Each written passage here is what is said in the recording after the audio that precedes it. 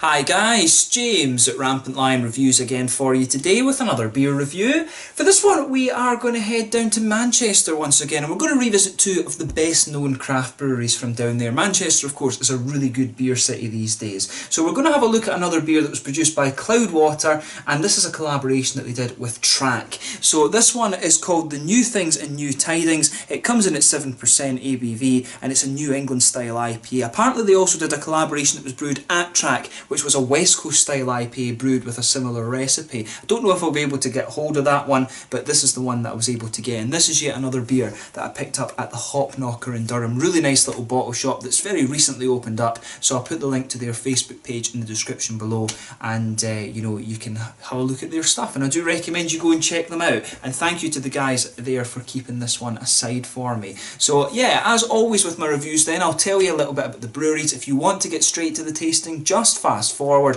All the usual links are in the description below. That's the brewery websites, the link to my other reviews that I've done from Cloudwater and from Track. No doubt there will be some more from both in the near future. There's all the usual social media. If you want to see more beer reviews, do please consider subscribing to the channel. The whole channel of course has a geography based tagging system, so you can go into the home page and search for beers based on country, city, state, county, prefecture, whatever it is you're interested in. Do check out the playlist of beers from different countries. There is one there for all the English beers that I've reviewed for you. That's constantly being added to. And as always, please do get in touch and let me know some of the other beers and breweries that you guys would like to see me review. It's always great to hear from you guys that are watching the videos, and the support that you show the channel is hugely appreciated. So anyway, to tell you a little bit about Cloudwater Brewing Company first off then. So Cloudwater were founded back in early 2015 by Paul Jones and James Campbell after the latter left Marble Brewing Company. Probably one of the older craft breweries in Manchester, but they do some really awesome stuff as well. But they were joined by Al Wall and Will France in the early stages, who have a wealth of experience in home brewing, professional brewing, and also in bar management as well. But the company actually lease an archway which allows them to age many of their beers, and their tap room, I believe, is actually in the barrel store that they have. But they began brewing in March of 2015 in Manchester, and they officially opened their brew pub in early April of that year as well. They started off with a 2,400 litre brew kit, and they have enough floor space as well, of course, to actually double and triple that capacity, which I believe they have actually done.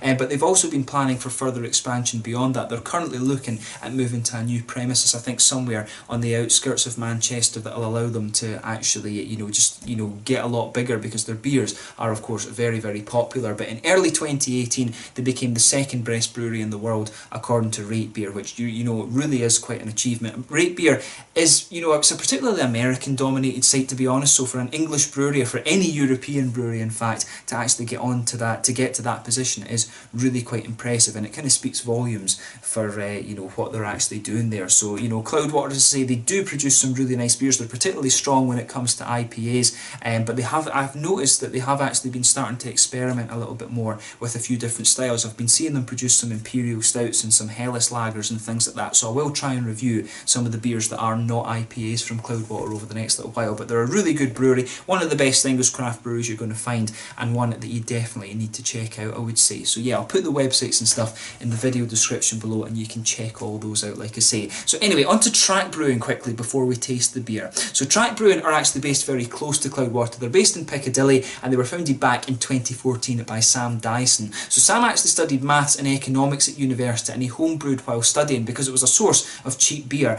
But over time he grew very, very fond of the science of brewing and the creativity it allowed, while it still had this very kind of central process. But he remains the head brewer for the brewery, and they also have another brewer now called Matt as well. But the brewery itself is located on Sheffield Street, very close to Piccadilly Station in Manchester, and so there's a lot of different food producers and things in that area. And every Friday and Saturday they also open up the brewery as a tap room as well, and I was there with my fellow beer tubers when we went down to meet Paul from PA Brew News. We drank some of the Track beers on tap, and they were really, really good. So these guys, I think, are a very kind of up and coming Manchester brewery. I wouldn't be surprised if you start to see their beers kind of being put out nationwide a little bit more. I have actually seen them in the Hop Knocker where I got this one. I've seen their regular just bottled beers that they do, so I wouldn't be surprised if they are starting to spread out a little bit more. Hopefully they make it up to Scotland at some point fairly soon, and who knows, they might even make it a way out to Copenhagen or to Sweden or something like that. But as I say, two very good breweries involved in this beer. Track, I think, will start to grow quite quickly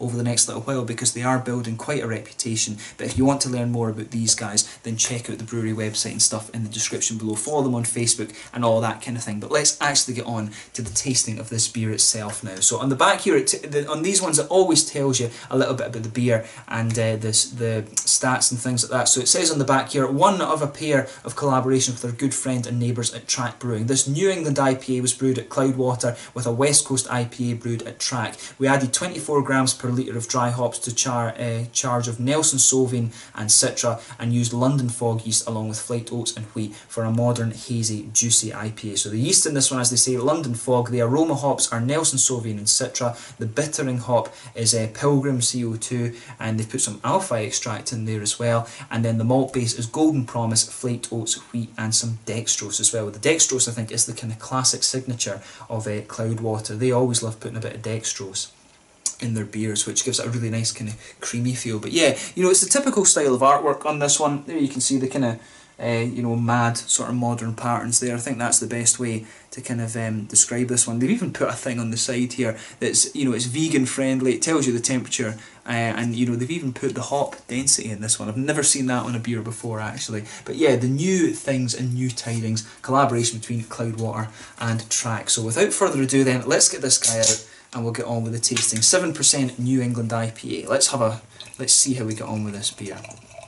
So yeah, as you would expect with this one, big, hazy, it's mainly a kind of light yellow colour, this one, I would say.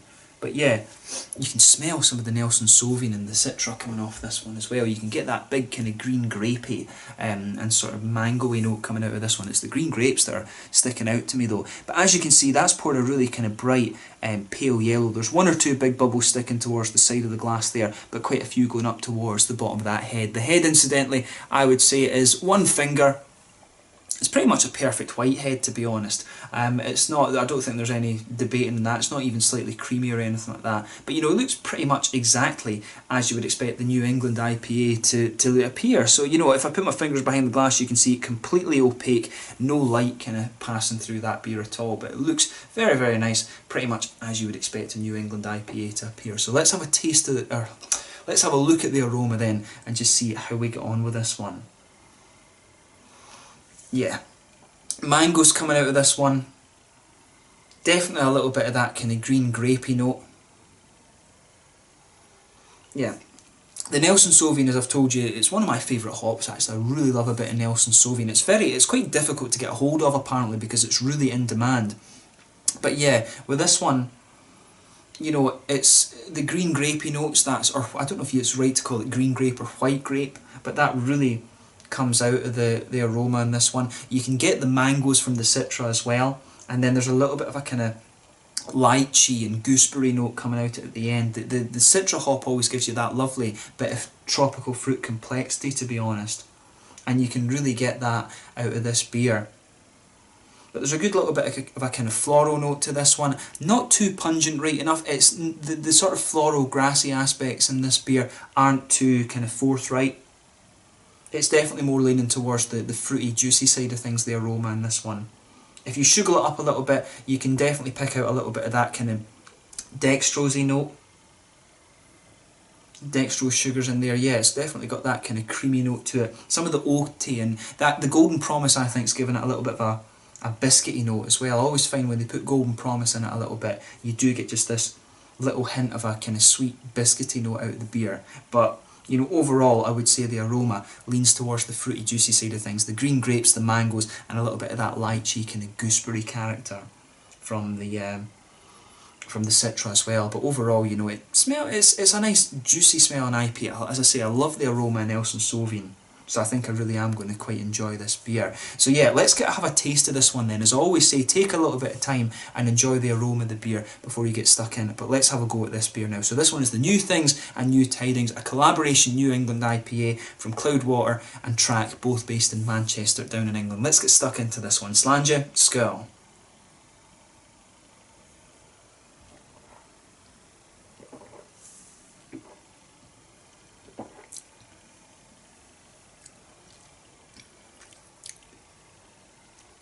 Yeah, and It's a nice beer. You wouldn't expect anything less from these guys. I think the malt base in this one, it comes across as a lot. It comes across a lot lighter than some of the other ones that I've had, which is quite interesting.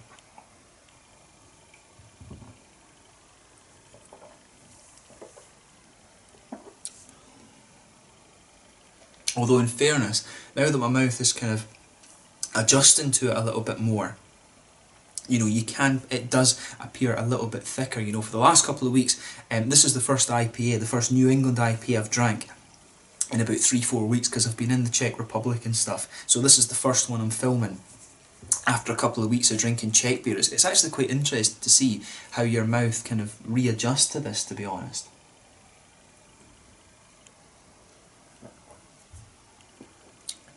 But yeah, it's really, really smooth in the malt base with this one. So you feel that white bready quality just blanket in the middle of your palate.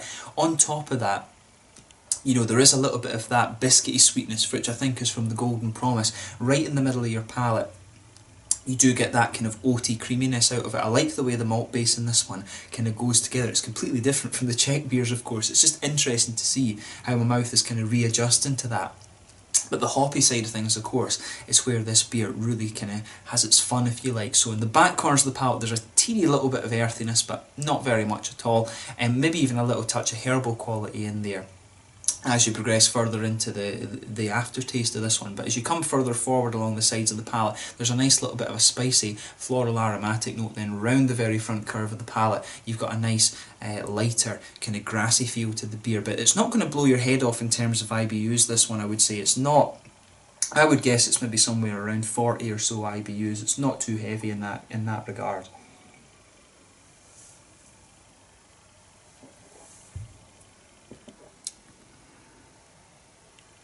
Yeah, it definitely leans towards the fruity, juicy side of things, this beer. So of course, the main complexity of the flavour in this one, it comes just behind the front curve of the palate, where you get that little oily bubble where the fruity, juicy esters come out. So for me, there is a wee touch of grapefruit just kind of underpinning the beer, but on top of that you've got the juicy mangoes and the Nelson Sauvin. I think those kind of white grapey flavours, they're coming out as you go further into the aftertaste of this one, just as the beer matures, and you get that a little bit of gooseberry, I think, in there as well from the citra hop in this one. I'm not picking up so much of the lychee, but I think that's the Nelson Sauvin just kind of pushing that out the way, and the gooseberry flavours, I think, are starting to come to the fore, probably just because they're not, you know, I would say the green grape and the gooseberry flavours, they're not too far away from each other. But it's a nice beer, this one. This one's all about how the flavours kind of go together, and I think that lighter malt base that they've put in this one, if you know, I might be talking rubbish with that, but I feel the malt base in this one is a little bit lighter, and it's just a little bit more kind of smooth and creamy, if that makes sense. I think that really does help bring out the gooseberry aspect from the citra, and it kind of accents the kind of Nelson Sauvin green grapey qualities. It's done really well, this beer, actually, but you know, you wouldn't expect anything less from these breweries. And of course, when Nelson Sauvin is as difficult a hop to get as it is, if it still is right enough, because for a long time a lot of brewers complained they couldn't get it, but if it is still as rare as it is, you know, you would want, if you put it in a beer, you would want to get the most out of it, if that makes sense. So I can see why they've designed the malt base in this way, because it really suits the hop.